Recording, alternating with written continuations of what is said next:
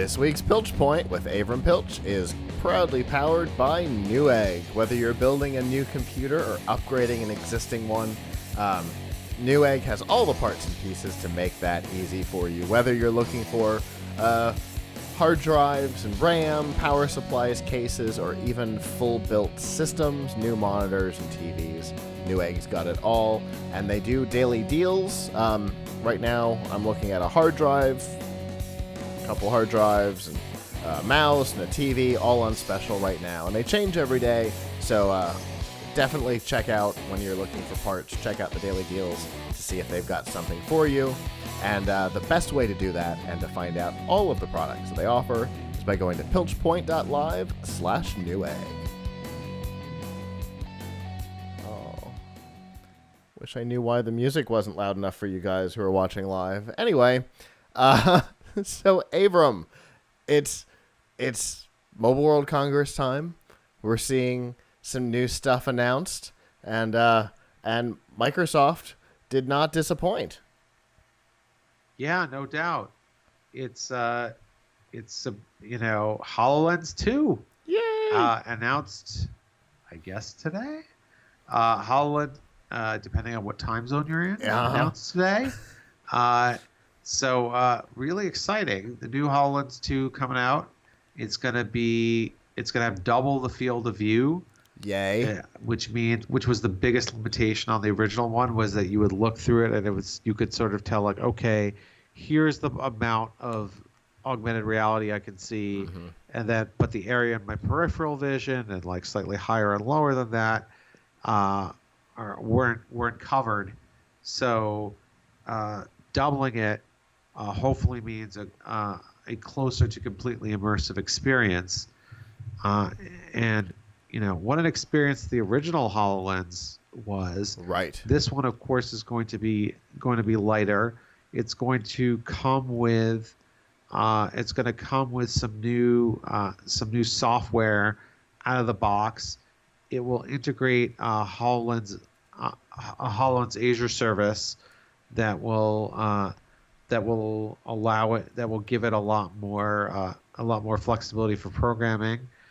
And then,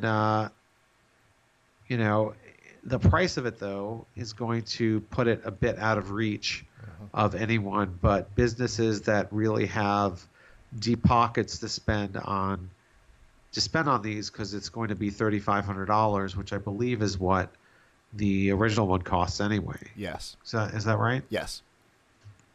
Yeah. So the price point is staying in the range that the original one was. So okay.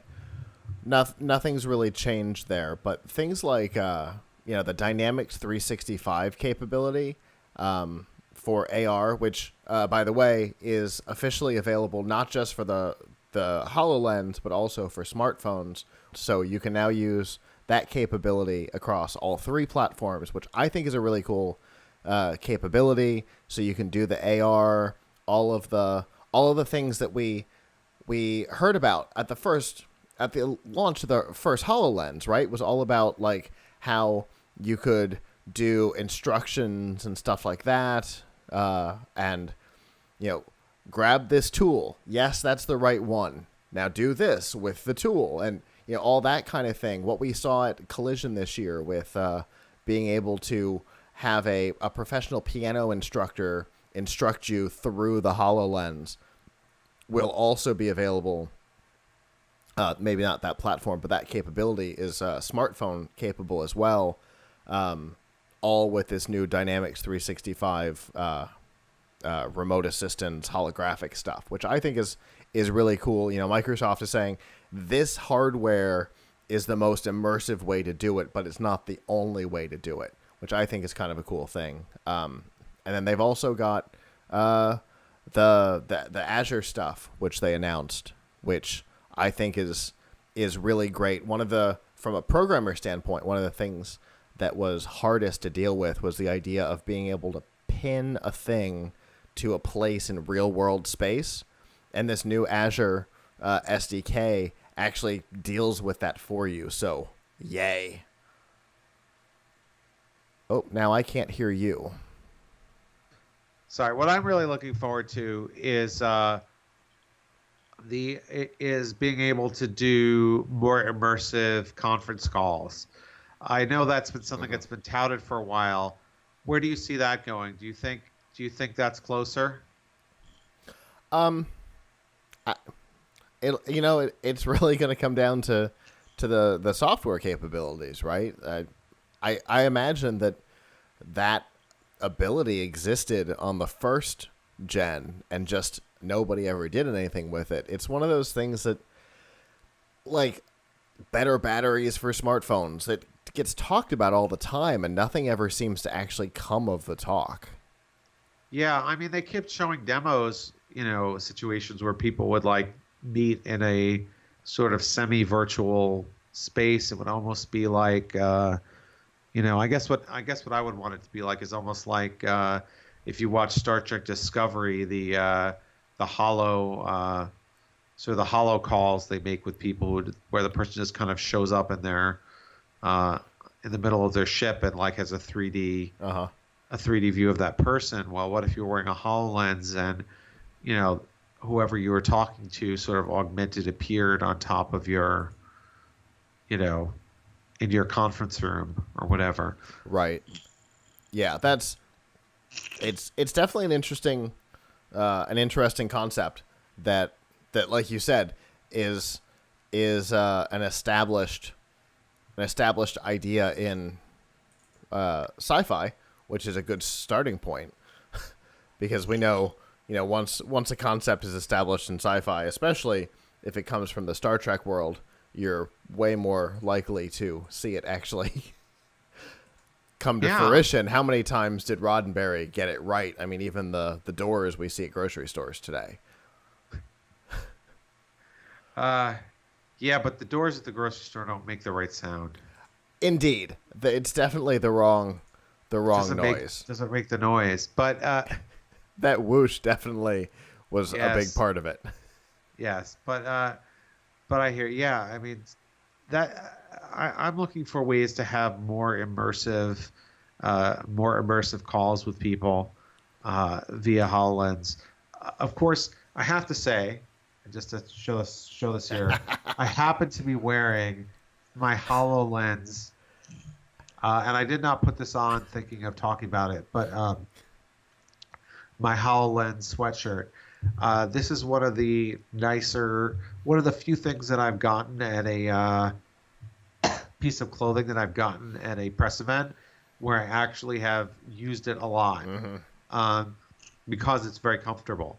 Now, I got this at a build event. It was the first year that HoloLens was coming out. Okay. So, how many years ago was that? It was a long time. Yeah, it has been.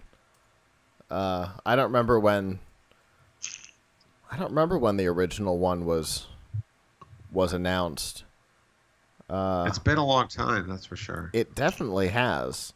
Uh, the first one shipped March 30th, 2016. So, uh, No, this is way before that. yeah, that's just when the first one shipped. They must have announced it. They announced it at that Surface event, which would have had to have been at least 2015. It was at least 2015 when I saw this. So anyway, I remember going and they had two kinds of HoloLens demo.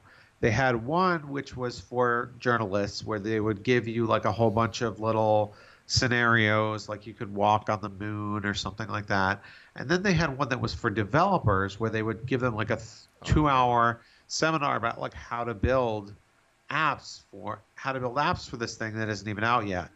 And I sat in the app developer demo for 2 hours, which I thought was really cool because they went over what it can and can't do. Hmm.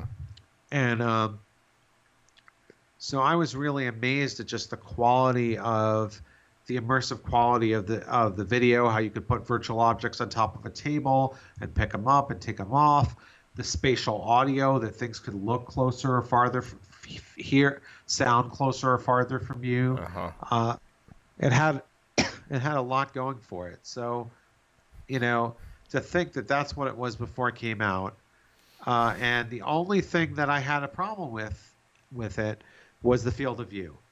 And so I've been waiting all these years for them to get to a point where this becomes something that a regular human can afford. Right. And they're not there yet. And the mixed reality headsets that they have Acer and Lenovo and HP making and Asus making are not very impressive at all. Right. They're first of all, they're not mixed reality, they're VR. They don't give you any type of overlay on top of actual reality. So they're completely different from HoloLens. And they're just not very good, even at what they do. But HoloLens is the best AR thing that I've ever used. Uh-huh. So I would really, really like to see it get to a point where it wasn't just for a handful of people. Yeah. Because, I mean, you and I have talked a number of times about, doing HoloLens content, and our biggest challenge was getting our hands on one. Yeah, because the idea of $3,500 to produce some content just wasn't realistic. I haven't even been able in several years to get Microsoft to send us one to try. To try independently of the few demos that we've got. We've got to be in their presence to try it. Right. But I also think HoloLens is one of the more. They say it's getting more comfortable, but it was actually one of the more practical to wear things. You wouldn't wear it all around all day, but it was actually fairly comfortable and fairly attractive for an AR headset. And the new one, they've distributed where the computer itself is.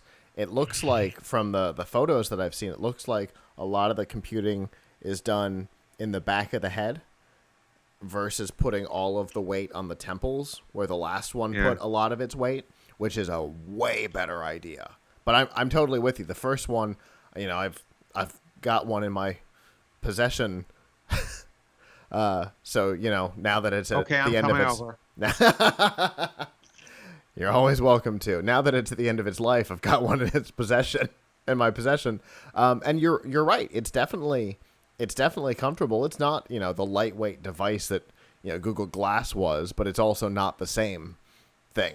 Like, its intention is very different from what Google was trying to do with their hardware. So I look forward to seeing what all of this stuff does, together. The Dynamics 365, the Azure stuff, all working together. I can't wait to see this, and I'm going to try and convince our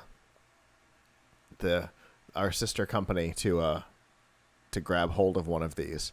One of the things that they're doing with this that they did not do with the first gen is when you sign up for that Dynamics 365, part of the AR license is a HoloLens too.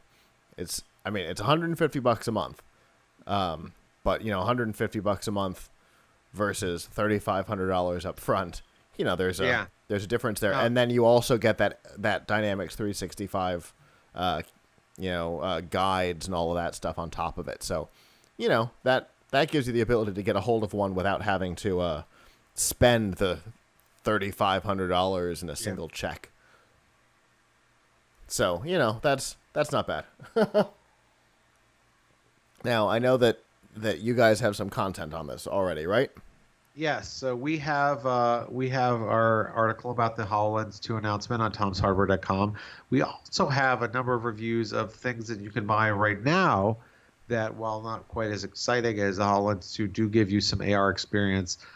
For example, I encourage folks to check out our review of the Vuzix Blade smart glasses, which offer pretty good experience for what they do. For sure. And just to seal this up, April 30th, 2015 was the event you were at. I'm looking at the host's right up. I don't think I was at that event. It was like the Build conference that was after that. So it was like a month and a half later. That's what I'm talking about. April 30th, 2015, Build 2015. A closer look at the Microsoft HoloLens. I'm looking at the host of that panel's summary of the panel that you were at. I don't have to remember anything because the internet does. Yes, indeed. For better or worse, right? The internet remembers. Anyway, as always, Avram, definitely appreciate it. And when one of us gets our hands on a second gen, we're going to have to figure out how to both play with it. If I get my hands on it, I'll bring it on the show. Mind you, no one will be able to see what I'm seeing, but I'll still tell you how awesome it is. Yeah, look what I'm seeing right now. Now people will be able to see it. There's an app where you can actually take what's in the HoloLens and push it to your screen. So we could actually screen share what you were seeing. Oh, cool. I thought you had to do that special thing where you put the camera in front of it, which is a pain in the butt. Nope. There's a Windows 10 app called Windows Mixed Reality Viewer or something like that, where you can connect to the HoloLens and just screen mirror what you're seeing, which is a lot of fun. Anyway, so yes, if you get a hold of one, bring it on the show. We will absolutely get to see what you're seeing.